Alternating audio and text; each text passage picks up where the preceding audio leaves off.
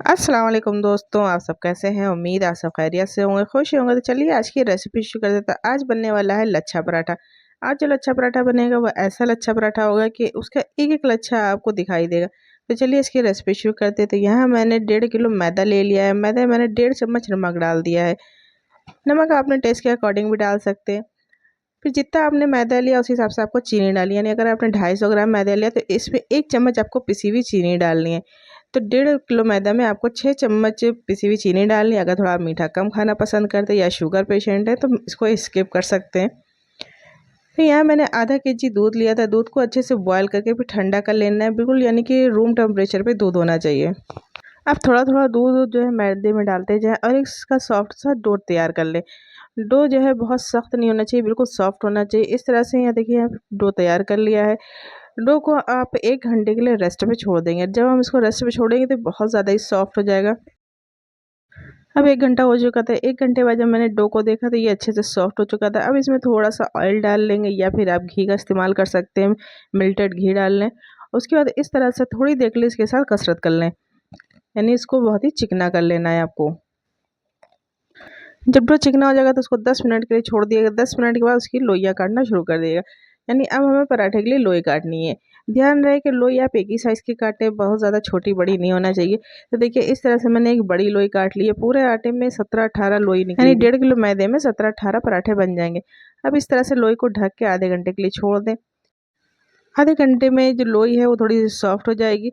आधे घंटे के बाद आपको एक बड़ी जगह पे, यानी कि एक बड़ा प्लेटफॉर्म होना चाहिए, तो उस पर आपको थोड़ा सा मैदा डस्ट कर लेना है। फिर एक लोई लेनी है और उसकी एक बड़ी सी रोटी तैयार कर लेनी है।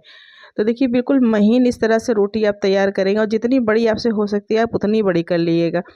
फिर उसकी आपको इस तरह से स्ट्रिप काटनी है, पतली पतली आप इस तरह से काट लीजिए। और काटने के बाद इस पर आपको ऑयल पूरे में लगा देना है। ऑयल आप इस तरीके से लगाइए, यानी ये ब्रश से लगाइएगा या तो फिर आप कोई भी कॉटन का कपड़ा ले लीजिएगा, उसको तेल में डिप करके उससे लगाइएगा। अगर आप इस तरीके से ऑयल लगाएंगे तो ऑयल बहुत ही अच्छे से पूरे में लग जाएगा और जो है ज़्यादा इसमें बहेगा भी नहीं। फिर सारी स्ट्रिप को आपको एक जगह पे इकट्ठा कर लेना है। फिर इस तरह से एक लंबी डोरी टाइप की कर लेनी है और फिर इसको इस तरह से आपको फोल्ड कर लेना है। उंगलियों की मदद से आप जो है इस तरह से घुमा दें। अगर जो है स्ट्रिप आपकी खुल रही तो इस तरह से थोड़ा सा रोल कर दें। रोल करने के बाद इस तरह से 3 से 2 उंगलियों के ऊपर पेड़े को लपेट के इस तरह से आपको पेड़ा बना लेना है। एक बात का ध्यान रखना है कि जब आप लच्छे पराठे का पेड़ा बनाएंगे तो बहुत ही हल्के हाथों से बनाना है, यानी कि ज़्यादा जोर नहीं देना है। उससे सारे लच्छे जब आपस में चिपक जाएंगे तो लच्छा पराठा अच्छा नहीं बनेगा, यानी उसके लच्छे नहीं खुलेंगे। एक एक करके सारे पेड़े आपको बना के रख लेने हैं। फिर एक साइड पे आपको तवा प्रीहीट होने के लिए रख देना है।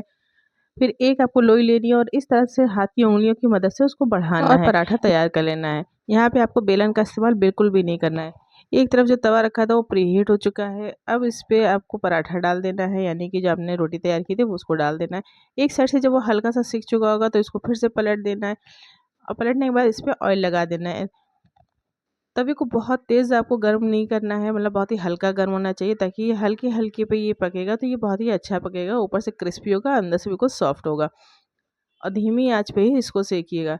ऑयल लगाने के बाद फिर से आप पलट दीजिए और दूसरी साइड पे भी आपको ऑयल लगा देना है। इस तरह से पलटते पलटते हुए इसको सेक ली जब तक इस पर अच्छा सा कलर ना आ जाए। इसी तरह से आपको सारे पराठे अपने तैयार कर लेने हैं। तो देखिए इस पर यहाँ पे एक अच्छा सा कलर आ चुका है, तो ये पराठा हमारा तैयार हो चुका है। तो ये लच्छे पराठे की रेसिपी आपको कैसी लगी तो प्लीज़ मुझे कमेंट बॉक्स में ज़रूर बताइएगा। तो मिलते हैं नेक्स्ट वीडियो में एक नई रेसिपी के साथ। तब तक के लिए अल्लाह हाफिज़। दुआ में याद रखिएगा। मेरे चैनल रकाई फूड्स को ज़रूर सब्सक्राइब करिएगा। अगर आप फेसबुक पे देख रहे हो तो प्लीज़ फॉलो ज़रूर करें।